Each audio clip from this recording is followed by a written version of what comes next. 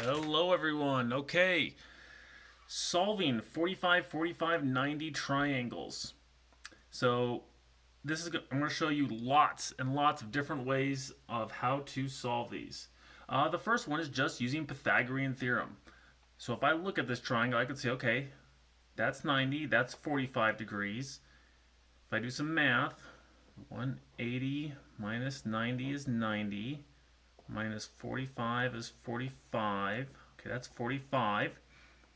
Well, if those angles are equal, and that means these sides are equal. So that means x is equal to 4. And then you can just do Pythagorean Theorem. 4 squared plus 4 squared equals y squared. And solve that, and you will get the answer to this. Another way you can do it, though, so that's the first way, that's just Pythagorean Theorem. Okay. So 16 plus 16 is y squared. Y squared is square root of 32. And if I were to simplify that, I would get 4 square root of 2. I'm not going to go through all that math right now. Another way I can do it, though, is simply just by recognizing the pattern. I know on a 45, 45, 90 triangle, if whatever this side is and whatever this side is, the hypotenuse is going to be whatever that side is times the square root of 2. So just based on that, if this is 4, y has to be 4 times the square root of 2. That's the pattern. To go from here to this side, I multiply by the square root of 2. So there's two different ways you can do it. Another way you can do it is using proportions. Just using proportions. So I'm going to take, I know these two triangles, this 45, 45, 90 right here, and this one, they are similar. They have two pairs of angles congruent. The right angles are congruent, 45 is congruent. So I can set up a proportion. I can set up y, that matches up the square root of 2, y over the square root of 2 is equal to 4 over 1. And then I just cross multiply. Y times 1 is y, and that side is 4 times the square root of 2. 3 different ways to get the answer to this. Alright, so moving on to this one right here, number 2. Well, let's see here. These two angles are congruent. That's 90. So 180 minus 90 would be 90. 90 divided by 2 is 45. Well, if these angles are congruent, these sides are congruent, I know this is a 45, 45, 90 triangle. So now, well, let's see here. How do I go from here to here? Well, if I'm going up this way, I multiply by the square root of 2. If I'm coming backwards, I'm going to divide by the square root of 2, do the opposite. So that means this side's got to be, well, x is just going to have to be 8. Just going to take, another way to look at it is say, hey, 8 square root of 2 divide by the square root of 2. If I'm going backwards, those cancel out and I'm just left with 8. There you go. I can also just do Pythagorean Theorem. That doesn't change. If this side's x and these sides are equal, this side would also be considered x. So x squared plus x squared is equal to 8 square root of 2 quantity squared. Now I'm not just squaring the square root of 2, I've got to square the whole thing. If you're typing this in your calculator, make sure you put it in parentheses. Well, I'm going to do some side math problem here. 8 square root of 2 times 8 square root of 2. 8 times 8, that's going to be 64. Square root of 2 times the square root of 2, that's the square root of 4. Well, square root of 4, that's 2. 64 times 2, that's 128. 128. That's x squared plus x squared. Don't you dare say that that is x to the 4th. No, that is 2 x squareds. A square plus a 1 square plus 1 square is 2 squares. All right, now to solve this, divide by 2. 128 divided by 2 is 64. Take the square root of both sides. X is equal to 8. Same thing we got up here. That's probably the hardest way to do this problem. The other way we can do this problem is, again, by setting up a proportion. I want to know this side. This side matches up with 1 over here. X matches up with 1. 8 times the square root of 2 matches up with square root of 2. So I've got leg over leg, hypotenuse over hypotenuse. Well, I can cross multiply, but I don't really need to because x divided by 1 is just x. 8 times the square root of 2 divided by the square root of 2, those cancel out. I just get 8. 3 different ways to get the correct answer there. Just by following the pattern, doing Pythagorean Theorem, or setting up a proportion. All right, this one's going to be a little bit more difficult. This is a square. Mark it on here, but it's a square. So all the sides are going to be the same. So if this side's x, this side is x. And I can set up Pythagorean Theorem. X squared plus x squared is equal to 6 squared. Well, 1 squared plus 1 squared is 2 squares. 6 times 6 is 36. So x squared is, if I divide both sides by 2, that's going to give me, well, that's going to give me 18. Then x is just going to be the square root of 18. You may say, well, that doesn't look like the other ones, Mr. Kuhn. No, it doesn't. No, it doesn't at all. But we can come over here and simplify this. Square root of 18 is really square root of 9 times the square root of 2. Square root of 9 is 3. So x is going to be 3 times the square root of 2. So that is our answer. Now, if you don't like the Pythagorean Theorem method, because I'll be honest, that's probably the hardest. Let me show you the other method. Remember how we said to go from here to here, we multiply by the square root of 2. This was 4. This became 4 times the square root of 2. Coming backwards, we would divide by the square root of 2. So x is equal to 6 divided by the square root of 2. And that is a correct answer. In fact, these are the exact same thing. Some of you aren't going to believe me. I'm going to show you a quick way to how to solve this. Mrs. Briones and I will accept this answer. That is correct. So is this one. They're just in different forms. I'm going to show you how a couple different ways we can simplify this, though. One way to do it, the most common way, is multiply the top and the bottom by the square root of 2. So now the top is 6 times the square root of 2. The bottom is square root of 2 times the square root of 2, which is the square root of 4. But what's the square root of 4? Well, that's just 2.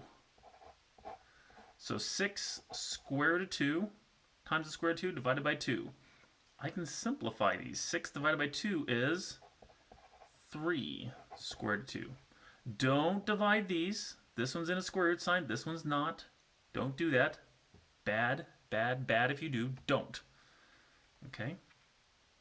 Another way to look at this, this is just showing off really, is I can take 6 times the, so 6 divided by square root of 2. I'm going to split 6 up into 3 times 2. 2, I'm going to split up into square root of 2 times the square root of 2. Because square root of 2 times square root of 2 is 4. Square root of 4, square root of 4 is 2. All divided by the square root of 2. And hey, these cancel now. Again, 3 times the square root of 2. The last way to do this problem. Let me block this off here.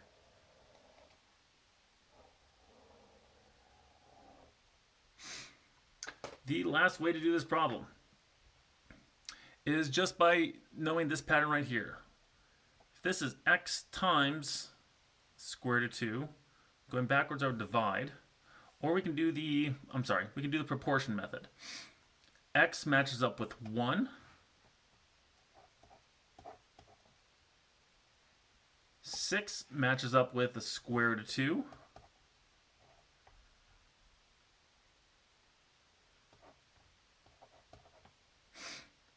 And then you can cross multiply, except I don't even need to, because x divided by 1 is just x. So 6 divided by the square root of 2. So this answer is correct. It is what we call not simplified. A lot of people don't like this, but it is still correct, and Mrs. Briones and I will accept this if you leave it like this. This is the fancy way, the intellectual stud muffin way. This is the fancy way of doing it, and this is the way that most books prefer, most problems prefer. So this is about as hard as the problems come. If you can do these 1 through 3 up here, you're golden. Okay, your money. Good job. For these though, if you these are more stud problems down here. Okay, so how do I go from here to here? Well, one way is I consider proportion. Square root of 6 over 1. Those match up. X over the square root of 2. And then I got to cross multiply. 1 times x. 6 times the square root of 2. Square root of 6 times the square root of 2. Well, square root of 6 times square root of 2 is square root of 12. And of course we can simplify that. 12 breaks down into square root of 4 times the square root of 3. So 2 square root of 3. We will accept this. We will also accept this. Another way you can do this though, you could just do Pythagorean Theorem. Square root of 6 squared. These are the sides that are the same, so square root of 6 equals x squared. Well, let's see here. Square root of 6 squared. That means square root of 6 times the square root of 6, or the square root of 36, which is just 6. Well, that makes sense. And that's also going to be 6 there. X squared. So x squared is equal to 12. So square root both sides. X is the square root of 12. Just like there.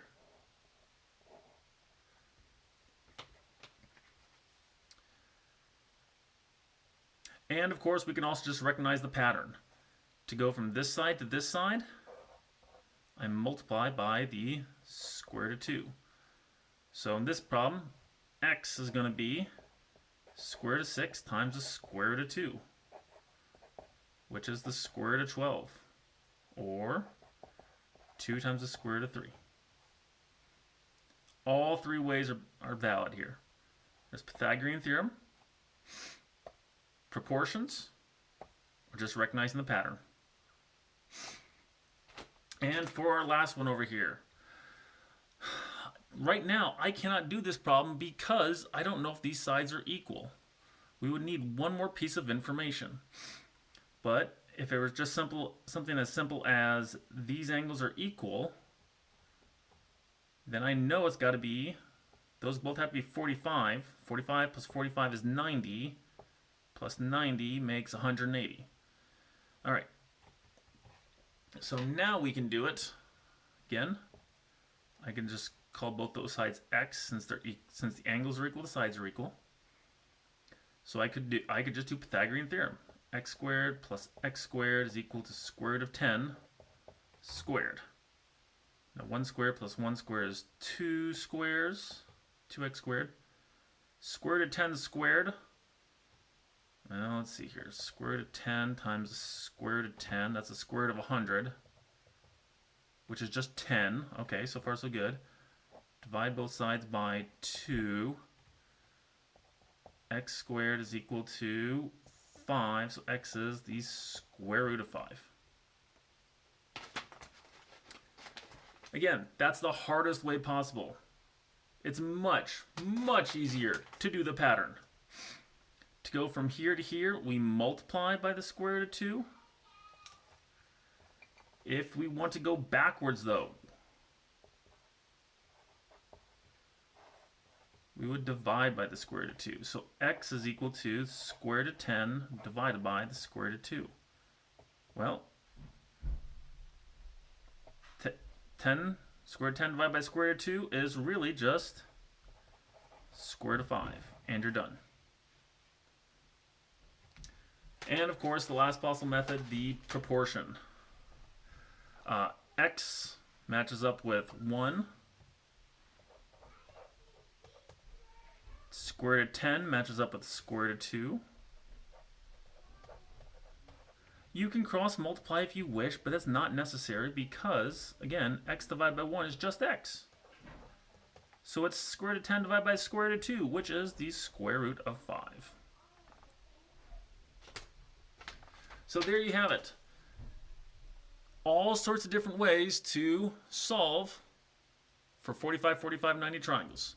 If you got to focus on one of them, on some of them, I would focus on these 3 up here. Okay, those are the basic ones. These are the stud ones. If you like, give yourself a challenge.